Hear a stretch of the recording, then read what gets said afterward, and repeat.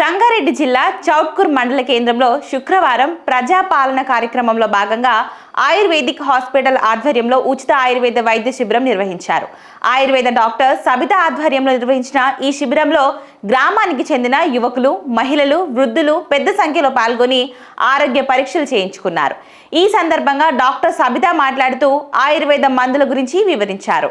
ఆయుర్వేద మందులు సహజ సిద్ధమైనవని, ఎలాంటి సైడ్ ఎఫెక్ట్స్ ఉండవని, శరీరానికి రోగనిరోధక శక్తిని పెంచుతాయని తెలిపారు. అనంతరం అక్కడికి వచ్చిన వారికి ఉచితంగా ఆయుర్వేద మందులను పంపిణీ చేశారు. గ్రామస్తులు మాట్లాడుతూ ఉచితంగా గ్రామంలోనే వైద్య పరీక్షలు నిర్వహించడం ఎంతో ఉపయోగకరంగా ఉందని తెలిపారు. ఈ కార్యక్రమంలో ఫార్మసిస్ట్ నరసయ్య పాల్గొని రోగులకు మందుల వినియోగంపై వివరాలు తెలియజేశారు. ఈ ఉచిత ఆయుర్వేద వైద్య శిబిరం విజయవంతం కావడానికి గ్రామ పెద్దలు, యువకులు, మహిళలు సహకరించారు.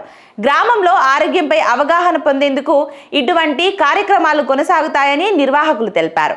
కార్యక్రమం చివరిలో గ్రామస్తులు డాక్టర్ సబితకు కృతజ్ఞతలు తెలియజేశారు.